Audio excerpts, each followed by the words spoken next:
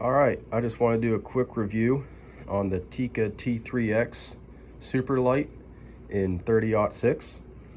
I sold a rifle and ended up putting the money towards this. And I wanted a lightweight gun that I could carry around the woods and not worry about beating up. I take good care of my guns, but I don't want to have to worry about messing up bluing or messing up wood like the other guns I have. So I picked this up. It was right around $800 from Sportsman's Warehouse after tax. And luckily right now with the ammo, I had quite a few boxes of 30-06 sitting around. I took 3 shots of 180 grain just to get it on paper and see where I was. And I ended up shooting, I think it was 11 or 12 rounds total. And on that piece of paper right there, those are my last 4 shots. But what I've got on the rifle is a Vortex Diamondback 4-12 by 40 with some Vortex rings and a Weaver extended mount, 0 MOA. Detachable magazine right there. It is a little plasticky, but it's, in my opinion, better than the Ruger Americans, which I also have. The stock is pretty well built. It's not super plasticky like the cheaper rifles that are out there. Bolt is very smooth. Gun looks great.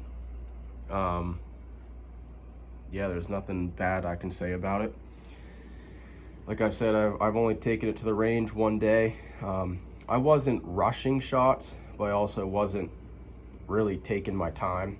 So I wasn't taking a timer out and setting 5 minutes per group or whatever, letting the barrel cool down. This was just a true range day to see where it was.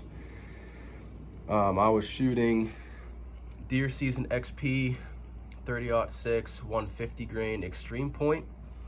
I have some 180 grains, but in Northwest Pennsylvania, I wanted to shoot the 150s, more suitable for around here.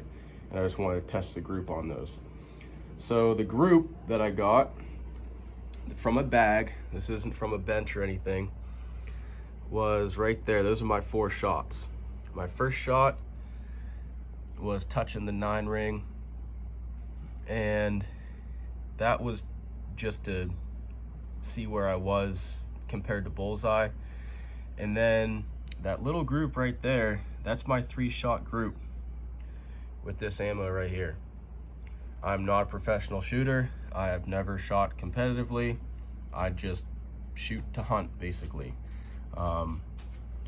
This gun does recoil a touch bit more than, say, like a Ruger Model 77, just because it's so light. Some people recommend replacing the recoil pad on it. I probably won't. With the 150 grain and even the 180 grain, it's really not too bad. It's very manageable. The Vortex Diamondback, oh, there's Ace. The Vortex Diamondback doesn't have great eye relief. And I was kind of worried about on a light gun like this, but I really didn't have any issues with it. I was on 12 power at 100 yards to try to get as close to the bullseye as I can. And it worked out just fine. For the money, those are the best scopes around. I have the Vortex scope caps on there. I just replaced those from Butler Creeks. These are much better built, in my opinion. They've got rubber right here, so it kind of slides on the scope. A little bit tougher to get on, but they do not move and they do not come off.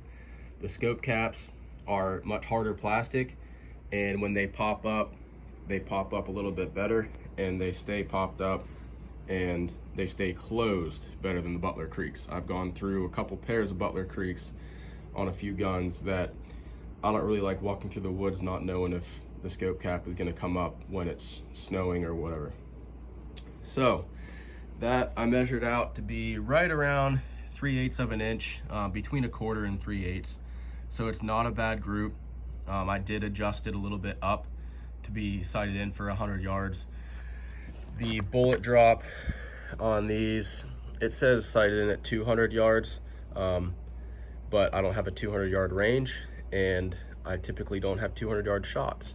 So I sighted in for 100, and my next range day, I will be hopefully going to a 200-yard range, taking it out to 200, see where it's hitting, and possibly get a 3-shot group at 200 yards to see how close I can get. I think the rifle will outperform my capabilities, and it probably, I mean, I was surprised with that just from a bag. I'm not a great shot, and that's by far the best group I've ever had. This is right out of the box. I didn't adjust the trigger like I had to with my Ruger American, and the trigger is light, trigger is smooth, action smooth. It fed everything I needed it to. Didn't have any mishaps with the 11 or 12 rounds that I shot. Fed well, ejected well. Barrel got a little warm after each 3-shot group. I was sighting in a couple other guns at the same time, so I did let it cool a little bit, but like I said, I wasn't taking my time and making sure it completely cooled off. I was just doing 3-shot groups with each gun and then going back through the cycle again. And this is the Tikka T3x Superlight in 30-06. I 100% would recommend it to anyone. This is a great gun, great accuracy, lightweight. I think it weighs just under 6 pounds without a scope and loaded. So with the scope and loaded, it probably weighs just over 7 pounds, maybe 7.5 pounds, with 3 rounds in the magazine. Yeah, I mean, great for walking around, great for taking out west. I know the recoil on, say, like the 300 Win Mag is quite a bit more. It's definitely manageable, but for a 30-06, you can't go wrong with the Tikka.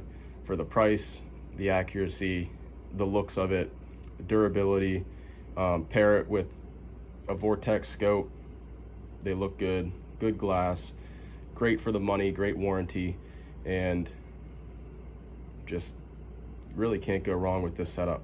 I'm happy with it. I know there's better setups out there. I know there's more expensive setups out there, but this whole setup is with the scope and the rings and the mount and the rifle itself is, I think it was just under $1,200. The scope was $200. I think the rings were right around $40, and then the rail was right around $50. I think it was $100 for the rings and the mount when I bought them together. And then the scope caps, obviously don't need those to shoot good groups or shoot a deer. But I think those were right around $35 for a pair off Amazon. Just make sure you're getting the right size.